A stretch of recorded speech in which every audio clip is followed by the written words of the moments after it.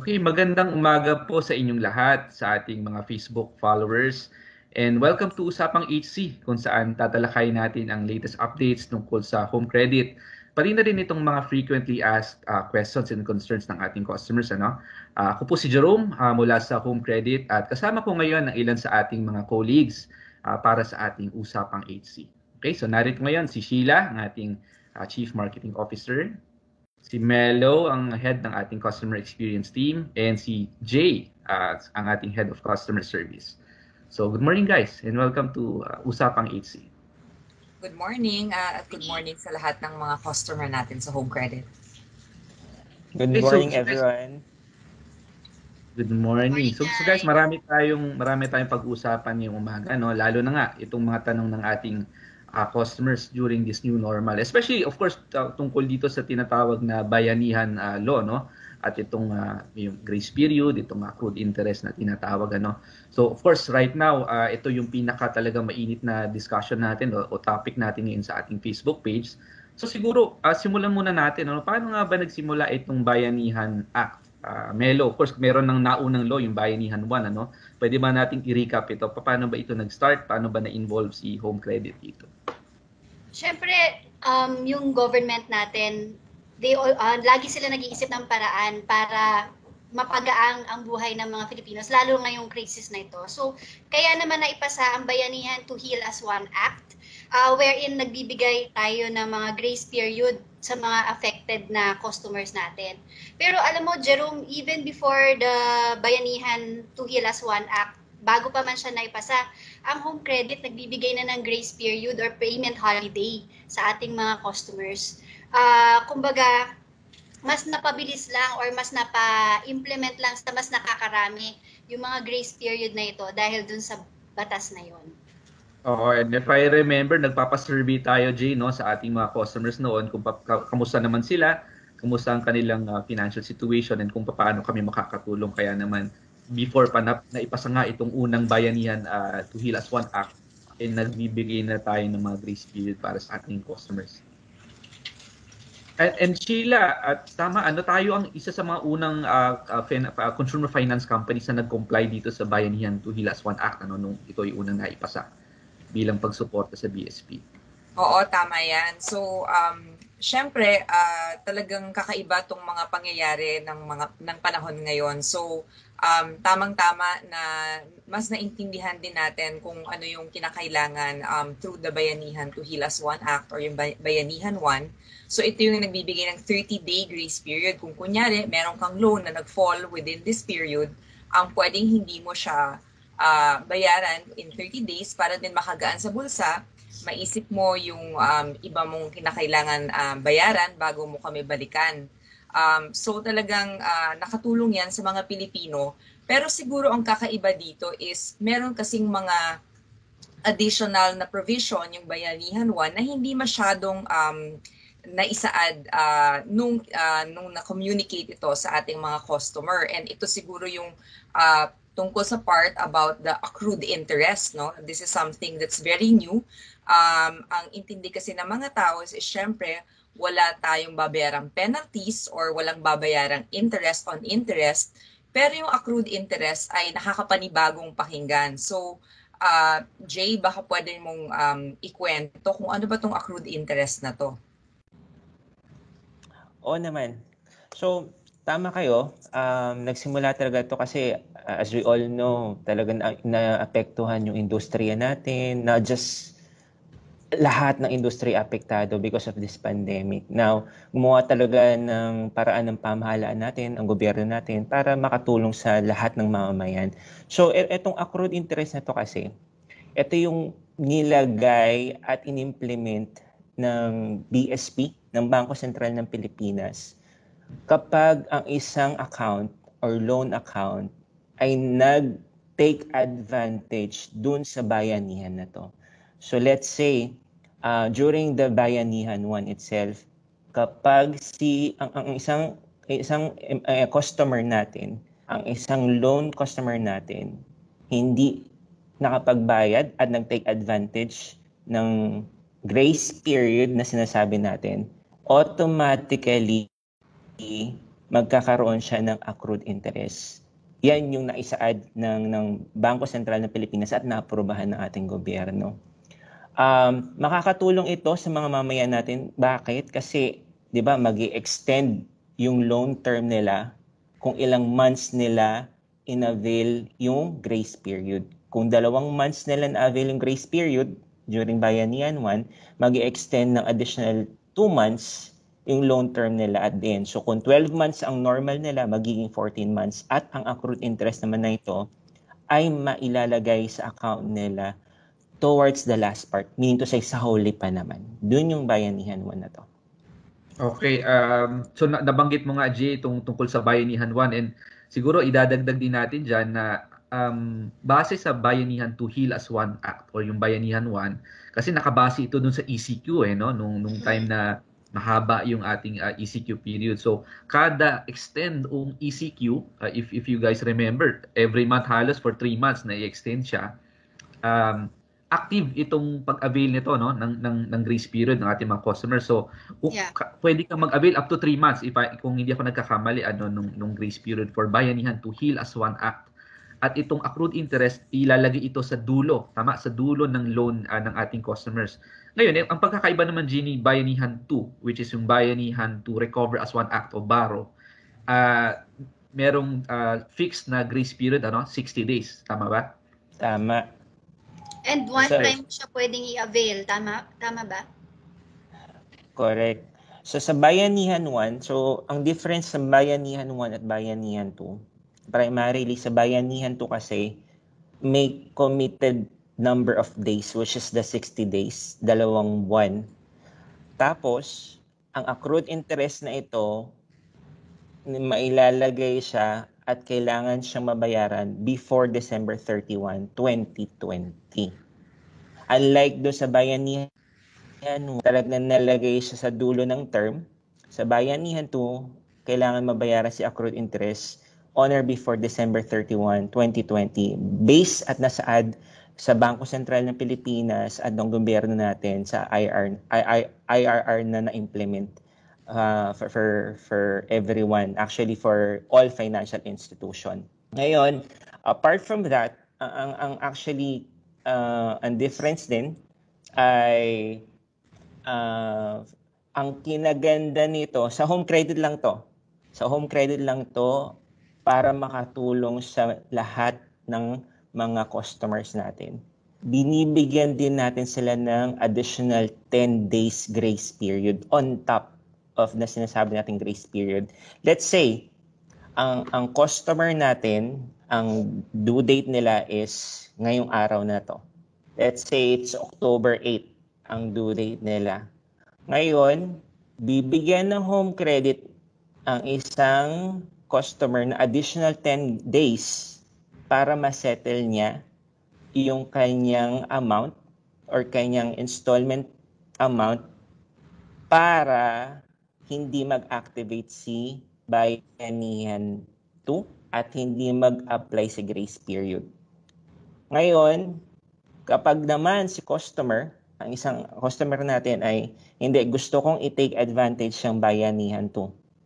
Ang mangyayari naman dito is, itutuloy lang nila yung account nila, hindi sila magbabayad, automatically, hindi na kailangan gawa ng kahit ano pang tawag or call us or mag-communicate sa atin, mag-activate naman to automatically. Okay? And the main difference right now, sa Bayanihan 2, may eligible tayong customers compared to Bayanihan 1. Sa Bayanihan 1 kasi lahat ng customers applicable. Pero sa Bayanihan 2, na state doon sa implementing regulations and rules and regulations, lahat ng eligible customers lamang. When I say eligible customers, ang mga eligible customers lang na pwede mag-take advantage ay yung may loans at credit card accounts na current at ang status at hindi overdue as of September 15. Installments na due mula September 15 hanggang December 31. At may mga credit card purchases before September 15. So, yun yung pinaka-main difference right now sa Bayanihan 2 compared to Bayanihan 1. Okay, salamat Jay sa very important details ito no na iyong na-share sa ating mga customers. Mamaya actually papakita natin meron tayong mga FAQs na ipa-flash natin sa screen mamaya at para matalakay natin ulit itong mga detalye na to. Pero pag-usapan muna natin ngayon paano natin ba ini-inform ang ating mga customers tungkol sa accrued interest kasi kahit sa atin first time nating ma-encounter itong term na to, accrued interest no ngayong kasi new normal nga naman, maraming mga new terms tayong na-encounter gaya ECQ, GCQ, lahat mga bago sa atin ngayon. Pero so paano ba natin in-inform at paano natin kumbaga napagbigay alaman ng mga customers natin tungkol dito? From Bayanihan 1 pa lang, paano natin nasabi ito sa ating customers? Melo, baka pwede mong ikwento paano ba natin to share sa ating customers? I think ang mahalagang maalala nating lahat ay yung sinabi mo nga, Jerome, kanina, itong sitwasyon na to, itong pandemic na to, bago to sa ating lahat. Even sa government natin, bago to. And continuously nag-iisip tayo ng way, or even yung government, nag-iisip ng way para mapagaang ang pag-adjust ng mga tao dun sa ECQ, sa GCQ. And pero kaya nag-create sila ng Bayanihan to Heal as One Act, 'di ba? But the very moment na ni-release nila yung law na yon and yung implementing rules and regulation, kasi iba pa yung implementing rules and regulation dun sa mismong law na pinirmahan, di ba? Yung implementing rules and regulation, yun yung talagang nagdidetalye para sa mga bangko at financial institution kagaya ng Home Credit kung paano nyo dapat i-implement itong grace period na ito. So, that moment na naghahanda na kami, naalala ko noon, wala pa man yung IRR, nagmi-meeting na lahat ng mga department na involved sa Home Credit para ilatag kung paano natin ito sasabihin sa mga customers natin. Dahil even kami, talagang nangangapa or inaabangan kung paano nga ba natin to i-implement. So the soonest na makuha namin yung IRR, we've posted it sa ating social media pages, sa Facebook page. We've sent emails and text announcements to our customers. At the same time, although yun nga parang nainis yung ibang tao, no? Parang tumatawag ang aming mga empleyado or ang aming mga credit advisors para i-inform yung customers na meron na tayong Bayanihan to Heal as One Act. Ito po yung magiging impact nito sa inyong loan. So we did those kinds of things. The same way dun sa Bayanihan to Recover as One Act or yung BARO. The very moment na makuha namin yung implementing rules and regulation, kinasa na namin lahat ng mga posibleng communication materials. And then at the same time, even wala pa man yung BARO, naglagay na kami ng holding statement to remind our customers na yes, alam namin, we're just waiting for the implementing rules and regulation. Konting pasensya lang. We'll announce it as soon as makuha namin, which yun nga yung ginawa natin the very moment na ni-release ng Bangko Sentral yung IRR. Maganda yung sinabi mo, Melo, tungkol dun sa marami nangangapa. I think hindi lang si Home Credit, kahit siguro mga ibang mga consumer finance companies, mga bangko, makita natin yan yung kung paano nila kino-communicate ito sa mga customers sila, no? And siguro isa sa mga reason kung bakit medyo kinabahan yung ating mga customers, lalo na dito sa BARO, kasi dahil kinommunicate natin yung batas, pati yung IRR, medyo sabay na, no, para malinaw kung ano yung mga detalye ng batas, paano, sino eligible, etc. May mga nangangamba kasi September 15 daw effective yung batas para sa mga may installments from September 15 para sa eligible customers. So, nag-worry siguro sila, paano, baka hindi umabot yung sa akin, baka hindi mag-apply. So, siguro ang mensahe natin sa customers na yon, don't worry, dahil basta nag-fall under the eligibility period ng iyong loan at eligible po kayo, mag-a-apply po ito sa inyo, yung grace period ni BARO. No? Halaga talaga na inintay natin yung implementing rules and regulations kasi nakita naman natin yung difference pati yung treatment ng accrued interest. Sa Bayanihan 1, ang instruction nila is pwedeng ilagay sa dulo ng loan term. Pero dito naman ang kakaiba is kailangan siyang bayaran before December 31, 2020, pero pwedeng on a staggered basis. And kaya naman namin talagang tinatawagan at nag-reach out kami sa mga customers para makapag-decide sila kung ano talaga yung option na gusto lang kunin dun sa mga possibility. Okay, tama yan. Sheila. So at this point, pakita natin ngayon ng ating mga FAQs no, para talaga maisa-isa natin ano ba itong mga pinaka-importanting detalye na dapat malaman ng ating customers tungkol dito sa Baro. So Jay, itong first na image na ito is more on sino ba ang covered ng Baro, pati sino ang mga eligible. So can you just walk us through kung ano yung mga importanteng detalye dito? Sure. So sa Baro na to, again, Home Credit isa sa mga financial institution na talagang nag-a-abide or talagang sumusunod sa implementing, sumusuporta sa rules and regulation talaga kung ano yung naisaad ng Bangko Sentral at naaprubahan ng gobyerno. So, dito sa mga eligible or ito sa mga eligible mag-avail ng Baro, sinasabi natin. So, like na sinabi ko kanina, so unang-una sa lahat, talagang kailangan ang iyong loan, ang iyong status ng loan ay current. Ibig sabihin wala kang past due at walang hindi nabayaran on or before September 15. Okay? So kailangan current ka, kailangan yung status mo ng loan term mo current at walang past due. Pangalawa, doon naman sa may mga installments na mula September 15 hanggang December 31, ito rin ay part ng eligible ng mga customers natin. Okay? And then, para sa credit card naman, ito naman yung sa credit card, medyo hindi siya parehas ng loan itself, pero sa credit card, lahat ng purchases mo before September 15, pasok siya sa eligibility para makapag-take advantage ng Baro. Yun yung pinaka-importante kailangan malaman ng mga customers natin kung paano sila maging eligible. Okay. And then ang next nating slide is I think paano mag-avail, tama ba?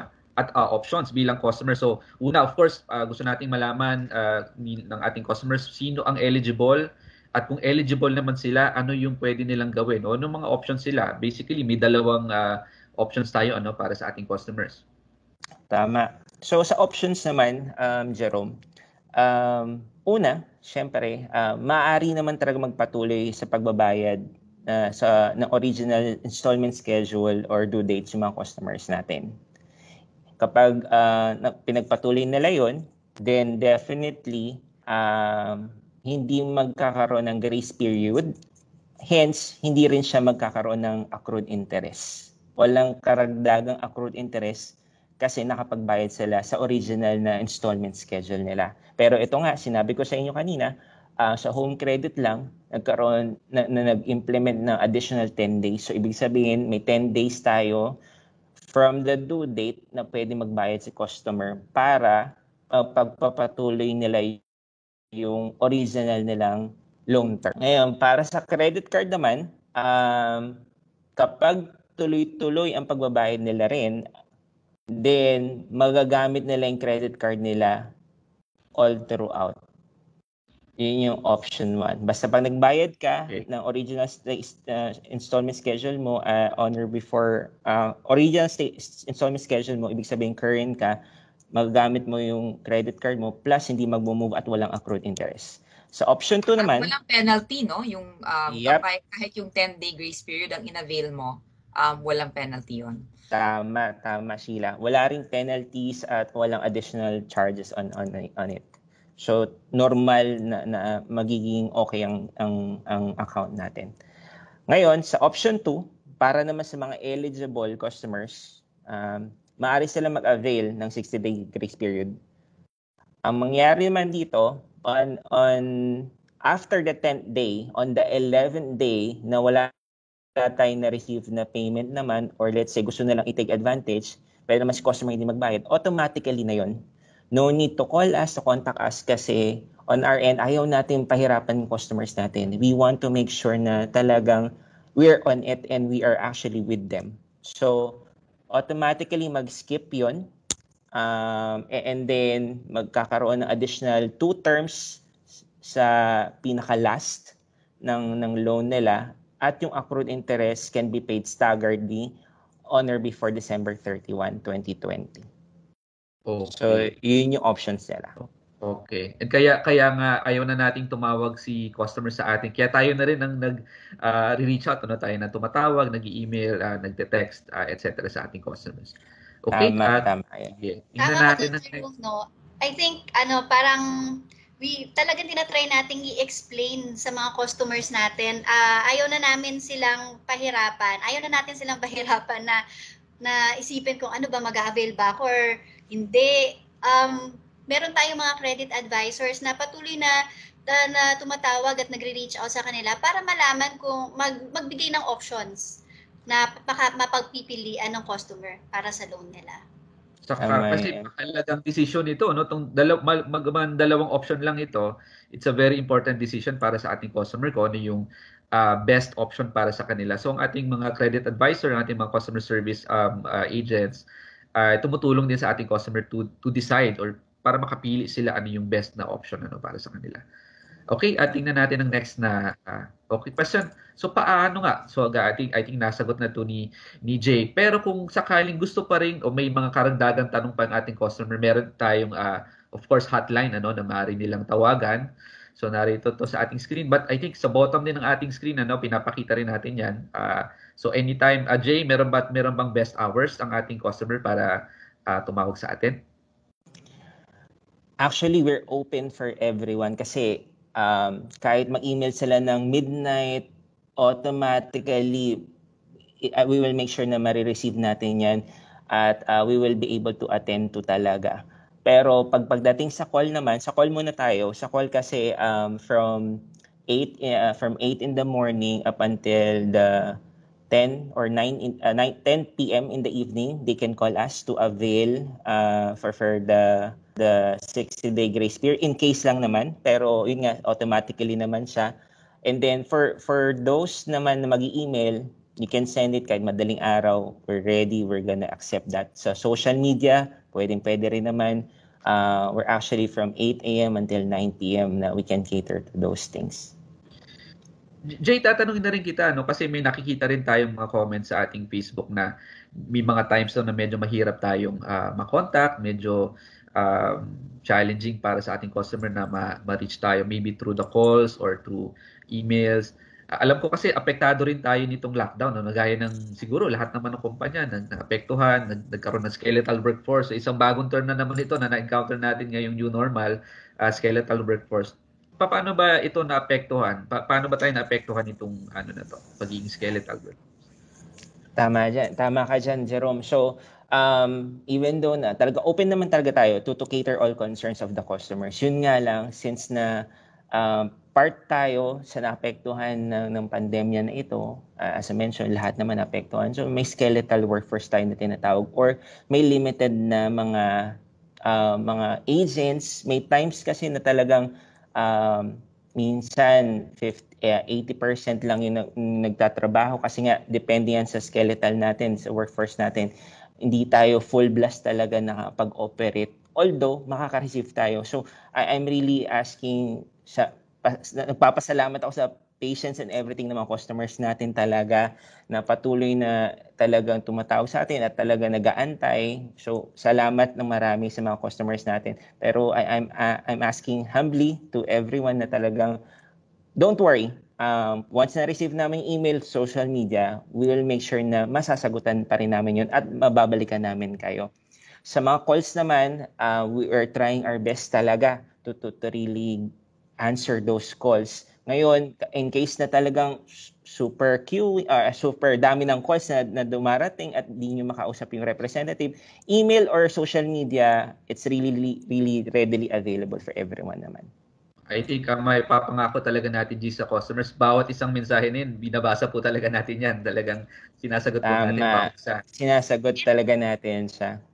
And to add also dun sa sinabi ni Jay, no, siguro ite-take ko na rin tong opportunity na to para makiusap sa customers na syempre marami ding mga nagtatry magsamantala sa sitwasyon na to. So kung meron kayong mga nakita or nag-reach out sa inyo na mga Facebook pages or random lang na tao na nagpapakilala na nagsasabi na kaya nila kayong tulungan sa home credit, ang i-recommend talaga namin is wag nyo na lang pansinin, dumiretso na lang kayo dun sa official channels namin para at least maiwasan natin na mabiktima ng mga nananamantala ngayong mga panahon na to. Tama yan, Melo. Of course, we have our official Facebook page kung saan doon talaga lumalabas ang mga official announcements. And of course, ang mobile app, no? Maaasahan po ng ating customers ang ating mobile app for all the latest updates and reminders. Okay, sige, punta tayo sa next na question. Okay, ito marami itong naka-enroll dito, no? Yung tinatawag na auto-debit arrangement. Jay, paano ba ito? Paano nag-work ito sa grace period? Sige. So magandang topic rin to or katanungan ito. Kasi 'di ba right now dahil sa pandemya, ang home credit talagang ginagawa natin ng paraan lahat ng possibility na hindi na maging okay tayo sa ganitong sitwasyon. Like para hindi magkaroon ng hawaan or whatsoever. Itong auto debit na to, in-invent kasi to or talagang in-implement to ni home credit para makatulong sa lahat ng customers natin para hindi na sila magkaroon ng any hassle na magpunta sa mga partner stores sa mga partners payment partners natin para magbayad physically. Ito ginagawa natin to para online na lang at automatic na lang na magdeduct sa kanila. So ang nangyari ngayon sa Baro, patuloy pa rin tayo magkakaroon ng auto debit arrangement. Magpapatuloy ito sa accounts ng lahat ng customers natin para rin naman maka-sure na safe yung customers din natin at talagang makita natin na talagang kasi yung karamihan ayaw ng accrued interest talaga. So ito yung way din para at least di na lumabas yung mga tao natin magbayad. Ito na yon. Ngayon, pag ayaw naman na lahat, gusto nilang temporarily, kung gusto nilang pansamantalang itigil naman ito, the customers, yung mga customers natin talaga, kailangan tumawag sa hotline natin para pansamantalang itigil ito. Yun nga lang, pag tinigil na nga ito yung magkakaroon siya ng grace period at magkakaroon ng accrued interest nga. So, kailangan tumawag lang customers natin or mag-email sa atin before the scheduled na debiting date. Bago sa debiting date, kailangan tumawag or mag-email sila. Okay. And marami na rin tayong nakausap na customers tungkol dyan, Jay. Marami na tayong receive na calls about it. Kaya basta tumawag lang sila sa atin, mapoprocess po natin yan. Tama, yan. Okay, sige. Punta tayo sa next na tanong. Ito na yung isa sa mga pinaka-importante, maipakita talaga natin ano ba nangyari talaga sa installments ng ating customer, no? Paano ba lumalabas itong accrued interest na yan? Paano ba na-apply itong grace period? Sige, Jay, meron tayong breakdown para sa loans at para sa credit cards. Pwede mo ba kaming i-lecturean tungkol dito? Paano bang mangyayari sa loans sa ating customer? Oo naman, sige. So, sa nakikita natin, dito sa loans muna tayo. Sa loans natin, meron, let's say, from September to June, ilang buwan yan? September, October, November, December, January, February, March, April, May, June. 9 months technically siya. Diba? So, automatically, on September 15 na na-implement natin, lahat na may due dates ng September 15, kapag wala tayong na-receive na payment at gusto mag-take advantage ni customer natin, yung 60 days na yon, so September and October, ang makikita nila sa mobile app nila at sa account nila na naka-grace period ito at wala silang babayaran. Ito yung mga customers na talaga nag-take advantage talaga. Okay? Ngayon, doon naman sa 2 months na yon, daragdag yon sa pinakadulo. So, dito sa picture natin na to, ilalagay na from June, dadagdag na siya ng July and August. Kasi mag-extend nga yung term natin ng additional 2 months dahil dun sa 2 months natin na tinake advantage ng grace period. Ngayon, pagdating naman sa accrued interest, ito na yung natin na it can be paid staggered on or before the 31st of 2020. So dito nakikita nyo, on November 17, pumasok na si accrued interest. At pwedeng ganyan or pwedeng ma-divide siya ng November and December 17. Basta mabayaran nila on or before the 31st of 2020. Okay, ganun ang mangyari. Ma-add siya dun sa original na installment amount niya. So, yun yung sa loan naman. Pag nag-take advantage siya lang. Ganun ang mangyayari. Ang importante rin dito, pagdating sa, kasi marami tayong gift payment customers na when I say gift payment, ito yung mga customers na nabigyan ng oportunidad na magkaroon ng promotion na maging libre yung last month. Diba? Wag sila mag-alala kasi hindi naman maapektuhan yun at di mawawala yung gift payment na yun, yung free na last month.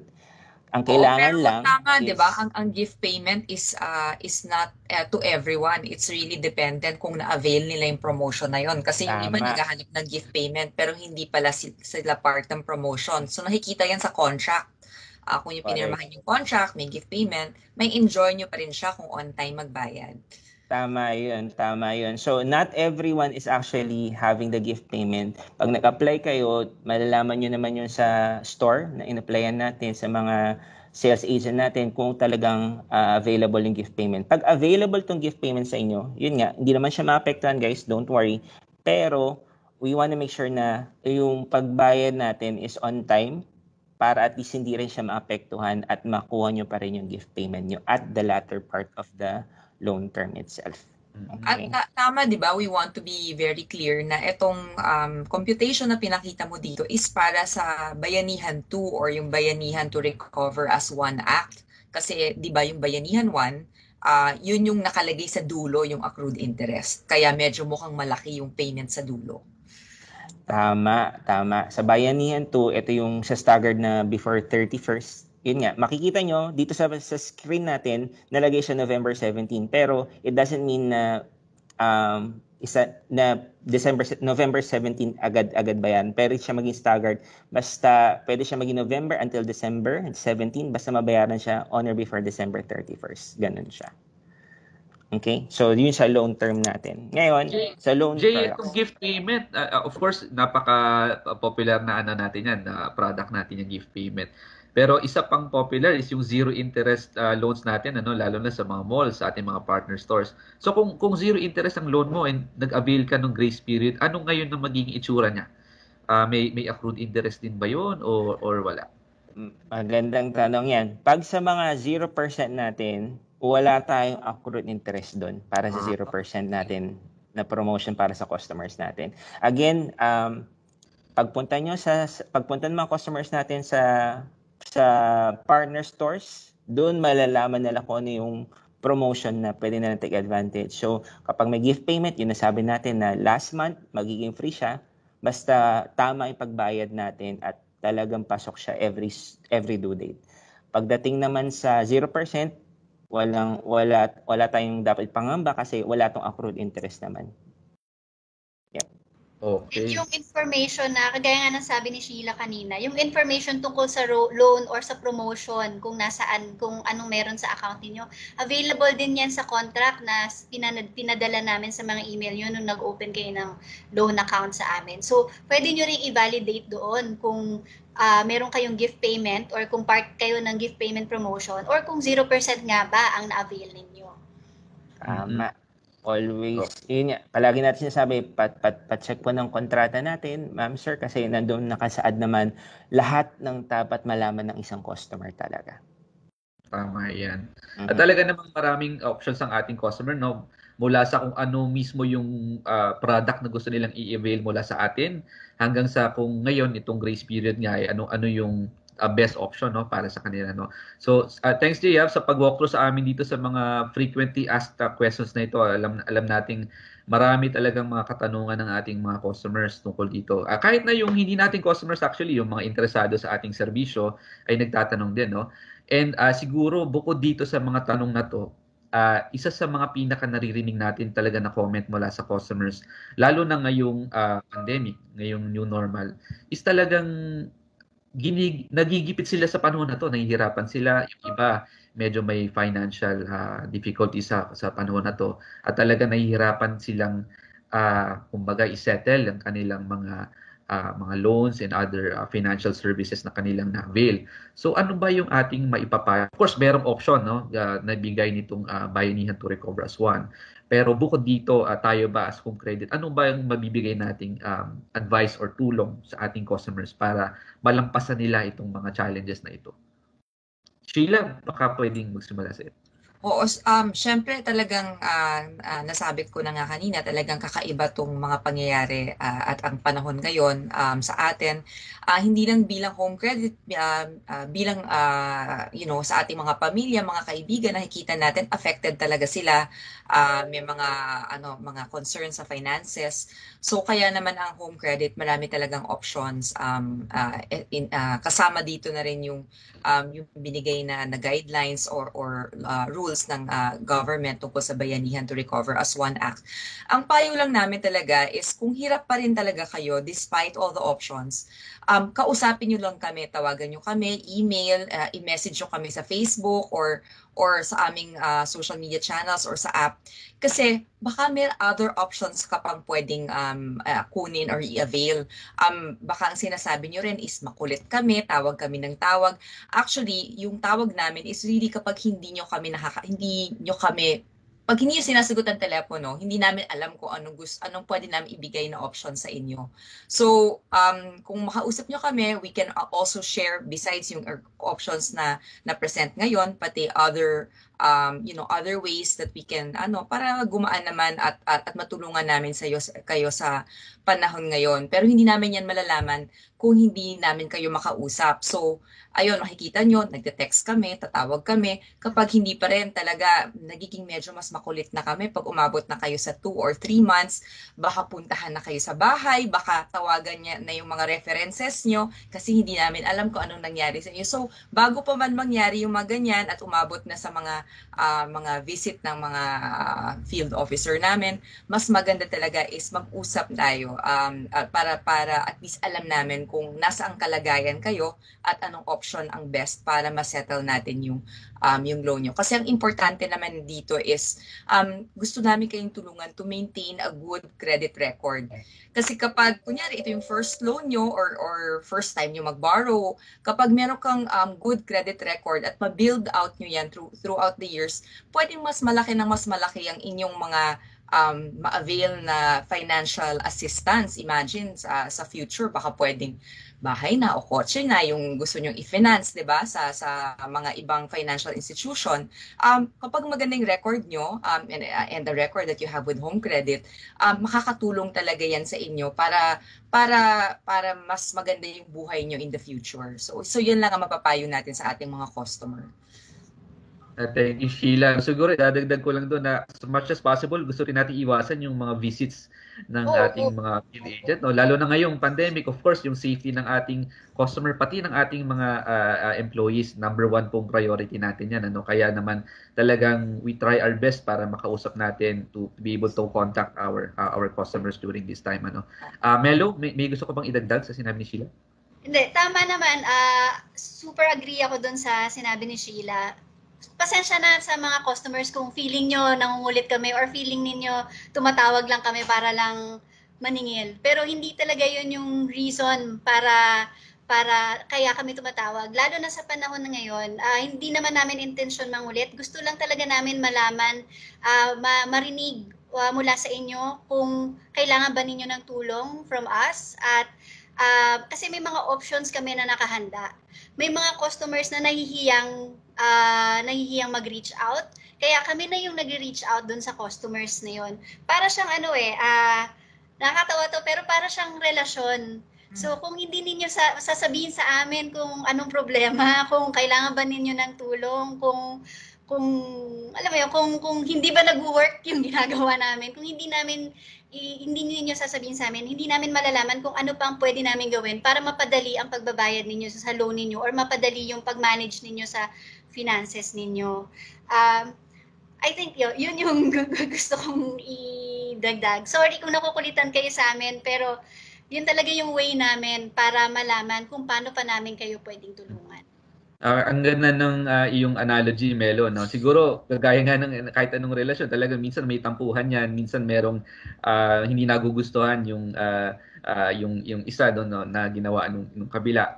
No? And siguro, may dadagdag ko rin doon, kung sakali man na may na-encounter kayo, na nakausap na employee namin, na hindi nyo nagustuhan, kung for any reason, may sinabi sila sa inyo na hindi nyo nagustuhan, of course, hindi po namin talaga tinotolerate ang any bad behavior from our employees, lalo na yung mga kaharap o kausap ng ating mga customers.